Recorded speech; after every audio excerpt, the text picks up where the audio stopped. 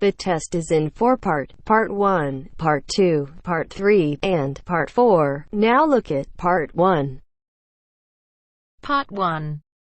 You will hear a man called Ken talking on the phone to a friend called Liz about holiday accommodation. First, you have some time to look at questions 1 to 6.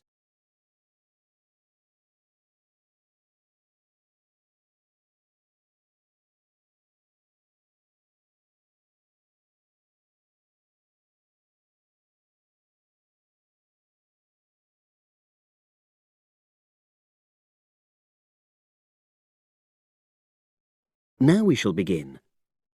You should answer the questions as you listen because you will not hear the recording a second time. Listen carefully and answer questions 1 to 6.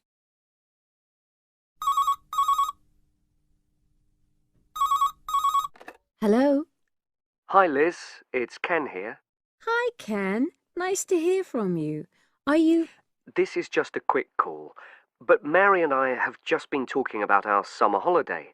We haven't booked a place yet, and we've left it a bit late. We were just wondering if you know of any holiday rentals in your area. It's so nice there. Well, yes. I can think of 2 or 3 places that are very nice. What dates have you got in mind? The 10th of July to the 22nd of July. Oh, yes. That is quite soon, isn't it? Well, there's a place near here called Moonfleet. Is that MOONFLEET? That's right. It's quite a rural location, and it's next to the owner's house, but it's got fields all around it, so it's very pretty. Sounds okay. Can you tell me a bit more about it? Well, it's an annex to the owner's house, and it's an apartment with 2 bedrooms and an open-plan living area. Well, I like the sound of it. Is there anything we might not like about it? Well, it's quite a distance from the nearest shops, that's all. Okay. And... well, I'll tell Mary, but I don't think she'd mind that. Do you know how you book it? You have to book on the internet. There's a web address. It's www.summerhouses. One word? Yes, then .com. You'll be able to look at a photograph on that. Okay. And what about the others? Where are they? The second one I'm thinking of is called Kingfisher, and that's even more rural. It's a really beautiful location, in fact. It's by the river, and it's got nice views. It overlooks woodland on the other side. Is that an apartment? No, it's a 3-bedroomed house, and that's got a dining room as well as a separate living room and a kitchen. But I expect it's more expensive. You'll have to check the prices. It's probably a bit bigger than we need, but our nephew might be joining us. We're not sure yet. How do you book Kingfisher? You have to phone the owner directly. Shall I give you the number? I've got it here in my phone book. It's 01752 669 218. Right. Before you hear the rest of the conversation, you have some time to look at questions 7 to 10.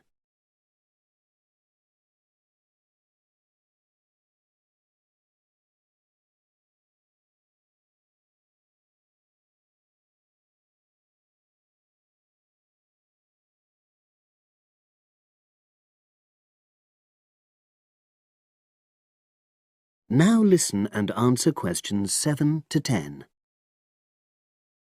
And you mentioned a third place? Yes, there's a house that my sister stayed in last year. It's called Sunnybanks. Nice name. And the location of that one is rather different. It's in the centre of a village, but it's a very small and quaint place. Did your sister like it? Oh, yes. It's by the sea, so her children really loved it. What's the accommodation like? I'm not sure about the number of rooms because I haven't been in it myself, but I think she said it's quite spacious, and I know it's got its own garden. It's not very big, but it's not shared with anyone else, and it's supposed to be very pretty. Any snags? Problems? The only other thing I can think of is that there's nowhere for parking. The streets are too narrow, So you have to leave your car somewhere else and then walk to the house. It's only about 10 minutes away, but... OK. Well, I don't think it matters personally. How do you book it? There's an agent you have to contact. I don't know his details, but I can ask my sister and let you know tomorrow. Thanks, Liz. That'd be great. I'll talk to Mary and see what she says. Thanks for your help. That's okay, Ken. I'll speak to you again tomorrow. I hope you find what you're looking for. That is the end of part 1. You now have half a minute to check your answers.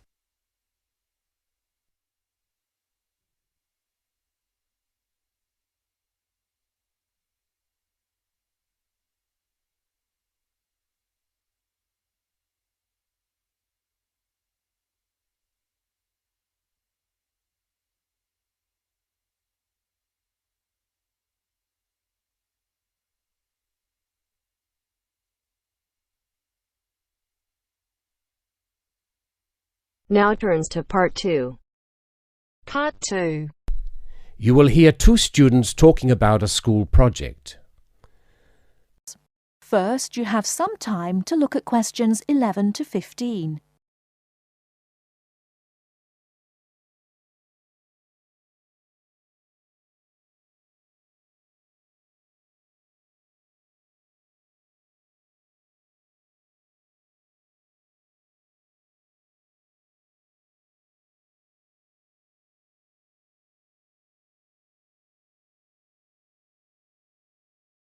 Now, listen carefully and answer questions 11 to 15.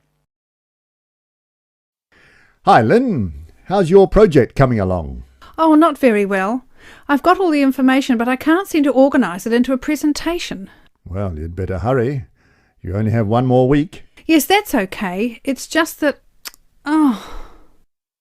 Well, why don't you try your presentation on me?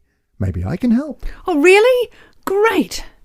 OK, well, I've chosen solar power for my subject, and I'm going to talk specifically about domestic water heating. You know, like the ones popular in America. I've got some facts here. Oh, that's good. But just start your presentation from the beginning. Oh, right. Well, here we go then. There are many reasons why we should be looking elsewhere for energy sources. As most people are aware, fossil fuels and other such non-renewable sources are by definition finite, so something needs to be in operation soon. Currently, there are a number of alternative energy sources available which can, with a little preparation, be used to provide for a significant part of our domestic energy requirements. In this presentation, I am focusing on solar power and its application as a domestic water heater.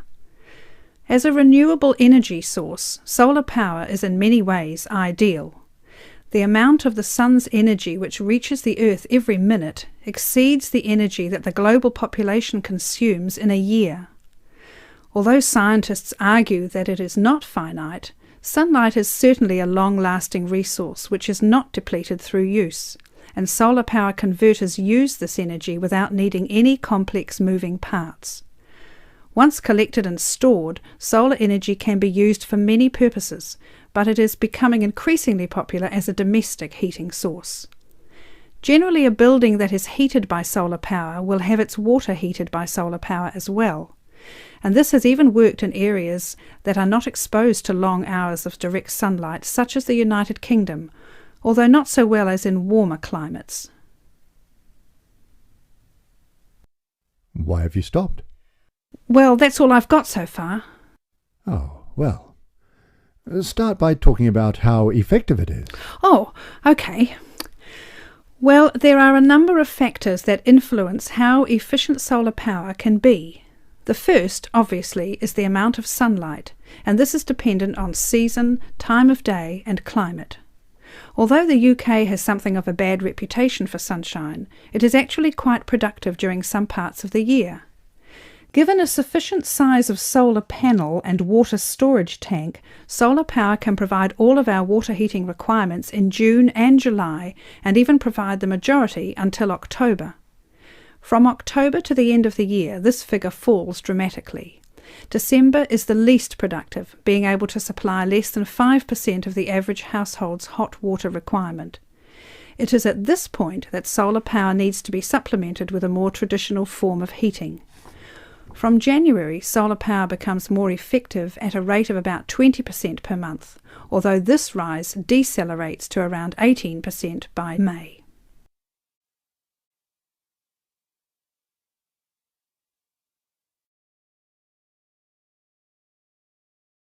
Before you hear the rest of the talk, you have some time to look at questions 16 to 20.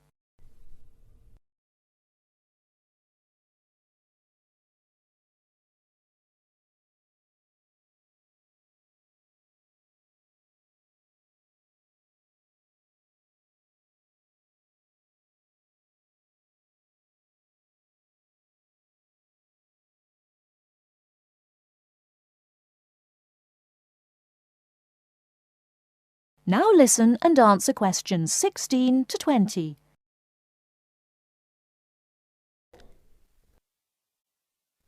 Now say something about this water heater. Do you have any information about that? Oh yes, I've got an illustration of a water tank here. Well, that's good, but you'll have to describe it. Right. Well, the ideal water tank in the UK has a capacity of 45 to 50 litres, but must be at least 40 litres to be effective. The solar coil is put in the bottom of the tank to heat the water. Now remember that solar heated water will not get quite as hot as fossil fuel water heaters. The bottom half of the tank is normally 20 degrees, and this is why it is important not to have a tank that is too large, as that would take too much energy to heat. In this illustration, it rises to 40 degrees from halfway up. Don't forget that hot water rises, so the top third of the tank is the hottest and reaches an average temperature of 65 degrees. And what's this second layer around the tank? Oh, that's insulation. Because the tank is often either outside or just under the roof, rigid foam is used as an insulation layer. It should be at least 80 millimetres thick all around. Well, that seems like a good presentation. All you need to do is to prepare some short notes and a larger illustration so you can use it as a demonstration and you'll be fine. Oh, you think so? Well, thanks very much for the help. Maybe I could do the same for you one day. Maybe. Anyway, I have to go. Good luck. Thanks. Bye. That is the end of part 2.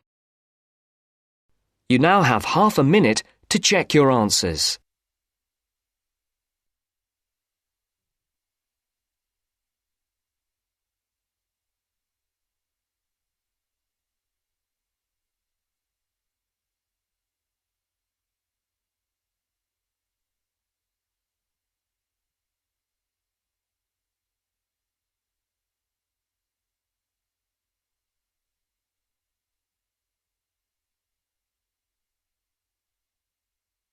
Now turns to part 3. Part 3. You are going to hear a conversation between a moderator and two students.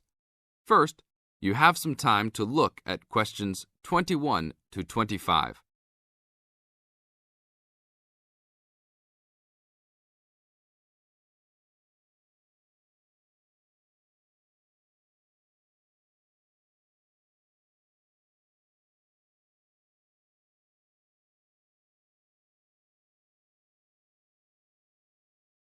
Now listen to the tape and answer the questions. Today we will hear two views of the book Fast Food Nation, The Dark Side of the All-American Meal by Eric Schlosser.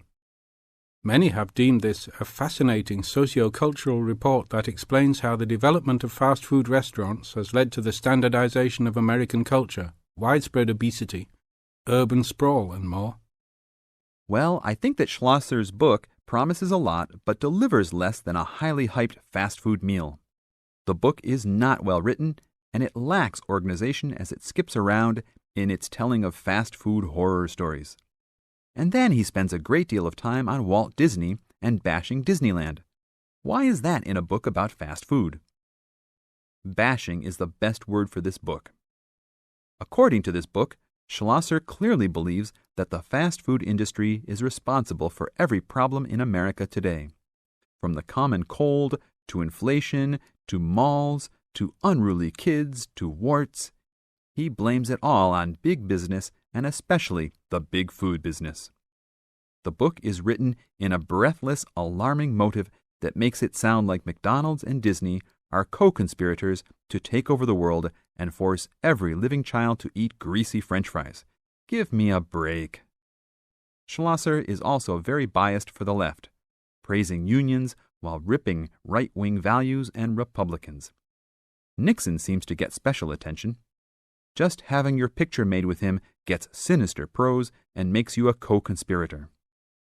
Despite claims of research, there are numerous blatant assertions such as, parents in the 80s spent more money on their children because they felt guilty about not spending time with them.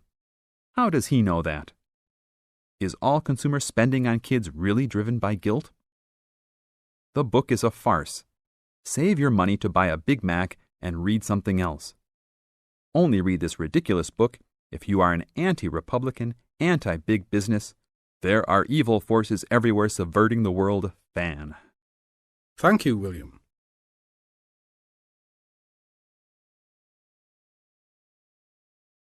Now look at questions 26 to 30.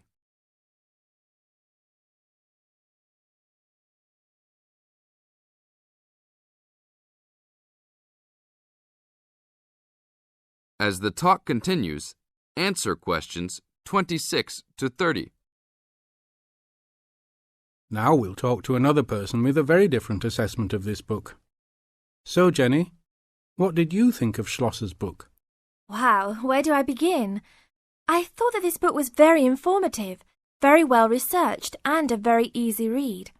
Schlosser did a wonderful job of organising the vast amount of information that he placed in this book.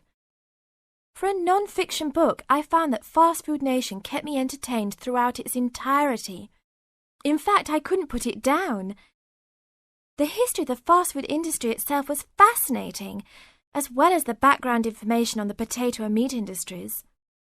The first-hand accounts given by people who work for the fast food industry, as well as the meat packing and potato plants, added to the reality of the points the book was trying to make. The fast food industry and all industries supported by fast food companies have some serious issues that need to be addressed by the nation.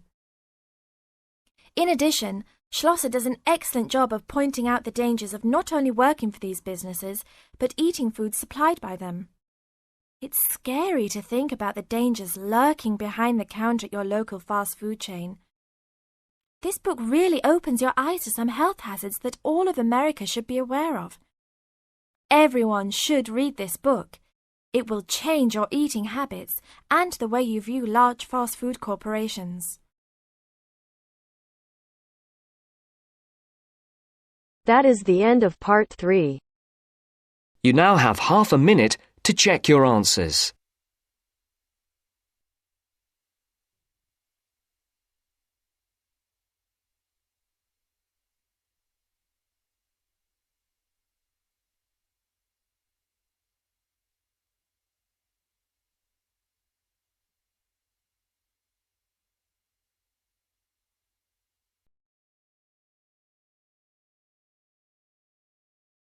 Now turns to part 4.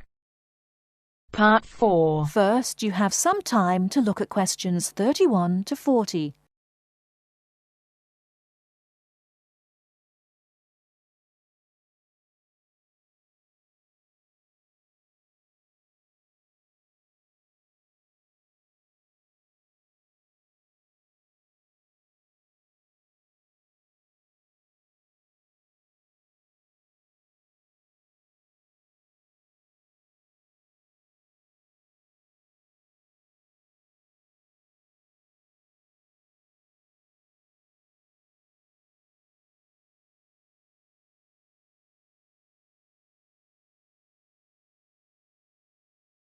Now, listen carefully and answer questions 31 to 40.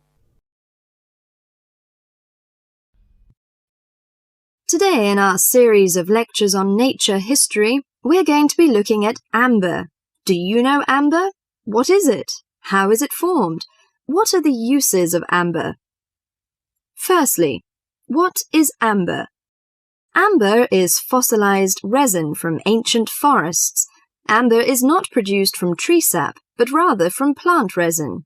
This aromatic resin can drip from trees, trapping debris such as seeds, leaves, feathers, and insects. The resin becomes buried and fossilized through progressive natural changes. Therefore, amber is formed as a result of the fossilization of resin that takes millions of years. Although a specific time interval has not been established for this process, the majority of amber is found approximately 30 to 90 million years ago. You may ask why resin is produced. Although there are contrasting views as to why resin is produced, it is a plant's protection mechanism. The resin may be produced to protect the tree from disease and injury caused by insects and fungi. Resin may be produced to heal a wound, such as a broken branch, and resins have odors or tastes that both attract and repel insects. Resin may also be produced as a plant's method to dispose excess acetate. We know that amber survives millions of years, but what type of depositional environment preserved amber? One depositional environment for amber is marginal marine. Amber's specific gravity is slightly over 1, and it floats in salt water. Therefore, amber becomes concentrated in marine deposits, moved some distance from the original site. Trees and resin may be transported and deposited in quiet water sediments. Wood and resin are buried under the sediment, and while the resin becomes amber, the wood becomes coal. Wet sediments of clay and sand preserve the resin well because they are devoid of oxygen. So, as a precious product of nature, what are the uses of amber? In ancient times, amber was used for medicine. Honey was mixed with powdered amber and prescribed for many chronics like asthma, gout, and the Black Plague. It was also used as precious decoration. The amber jewelry was thought to have the magic power against evil and dark forces. Sailors burned amber on ships to drive away sea monsters and the dangers of the deep. Amber has retained its beauty for millions of years, but if not preserved well, it may lose its charm. The softness and brittleness is likely to be attacked by chemicals and requires some special care in handling and storing, so do not put your amber jewelry on before hairspray and perfume is applied, because it will likely create a whitish coating on the amber that may be permanent. If you want to string the amber beads on silk or linen thread, remember to string them with knots between each bead to prevent mutual rubbing and chipping. Amber jewelry should not be stored where it can rub against metal or other jewelry, and storage in a soft cloth is best. Never put amber jewelry in a steam cleaner, which would shatter the gem. Never let amber come in contact with soaps or commercial jewelry cleaning solutions, which can dull the finish. Keep amber away from common kitchen substances such as salad oil, butter, and excessive heat of ovens and burners. Dust and sweat can be removed with clean, cool water and a soft cloth. Never use hot water. The amber can be dried and rubbed with clear olive oil, then rubbed with a soft cloth to remove excess oil and restore the polish. The last thing I'd like to mention is the storing of amber. Amber should not be placed near heating ducts or in direct sunshine, and avoid exposure to sudden changes of temperature. Well, that's all for amber today. Hope you enjoy this precious product of nature and have the luck to own one. That is the end of part 4. You now have half a minute to check your answers.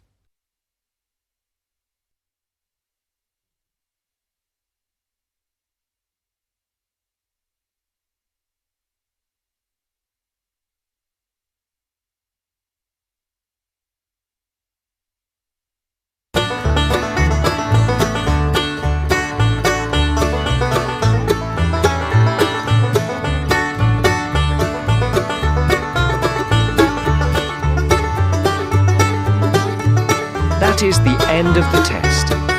You now have 10 minutes to transfer your answers to your Ielts listening answer sheet.